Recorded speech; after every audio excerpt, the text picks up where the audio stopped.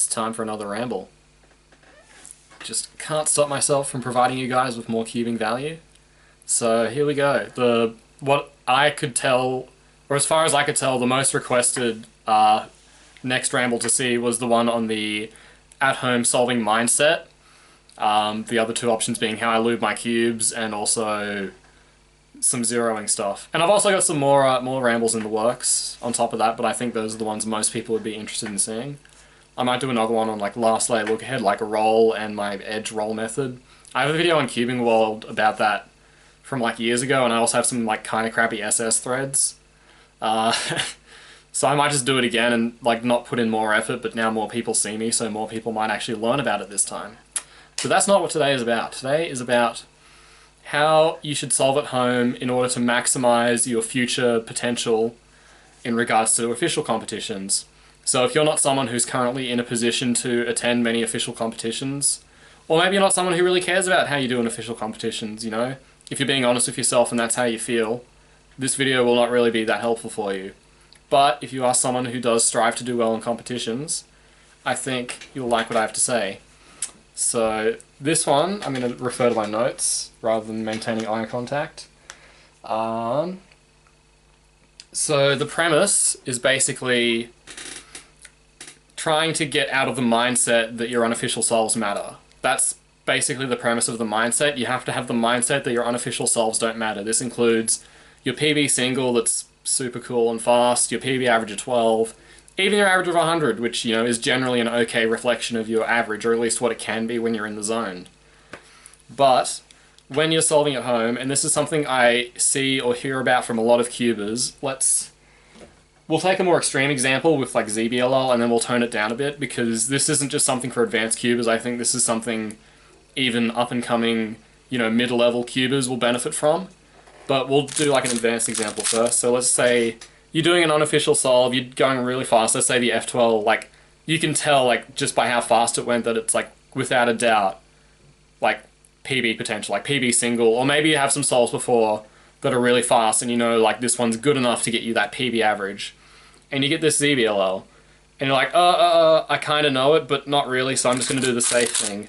And then maybe get my PB average, maybe not. Instead of doing what you should do, which is do the ZBLL, don't care how long it takes to recall and recognize, because at that stage you'll be a bit like fidgety with, or I guess more fickle with your ability to do these algs.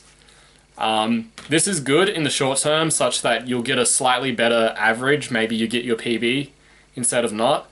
But when you look at the big picture, what's really happening here is you're preventing yourself from actually learning the ZB alg that will make you faster in the long term.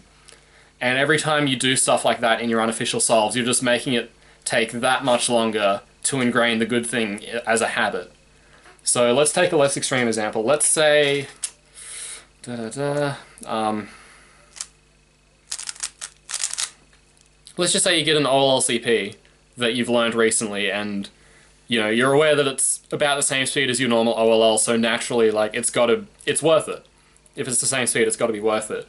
But you don't really recall the alg, and again, let's just say hypothetically you're on track for PB average, PB single, whatever, or maybe the average of 100 is like really hot and you don't want to throw away too many solves to, you know, keep the average of 100 nice and low. So instead of doing the good thing, it's like, no, we'll just you know, puss out and just do that. I mean, I wouldn't really call it pussing out per se, but it kind of is. I don't mean that to be mean. It's just like, again, if you're thinking about competitions and the long term, you really are gonna start having to reconsider whether or not your unofficial PBs are really that important to you. Like, what matters more in the here and now, getting a slightly better unofficial PB, or ingraining the habit that will make you a better solver long term? So that's more or less like the whole mindset. There is one other thing I would like to add on top of that.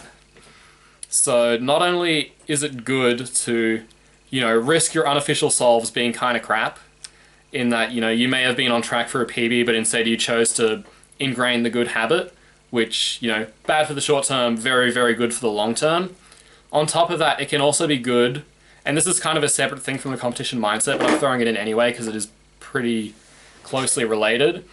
In unofficial solves, actually like taking risks and trying to like solve creatively is probably the best way I could put it. Solving creatively. So like you see a case, you don't really like. So like for me, like since I know ZBLL, I'll get like an OLL case I don't like.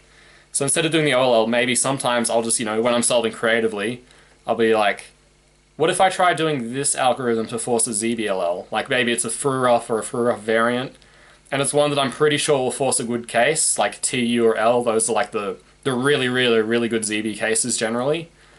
And then maybe I get a fast time because of it, and I'm like, oh wow, that was really cool. Maybe I should do that more often. So not only is it good to ingrain the good habit regardless of what happens to the time in the here and now, it's good to do that. Or I should say, it's good to ingrain the good habit because of the big picture. But on top of that, if you really, really don't care about your unofficial solves, then what does it matter if you just throw a solve away to try something cool or try something different, solve creatively as it were. And through that, I've learned a lot of really interesting stuff relating to like, LL tricks, OLL skips. I find a lot of like setups to easy CLS cases doing stuff like this, or at least like CLS cases that I know, for instance. So that's why it can be really good.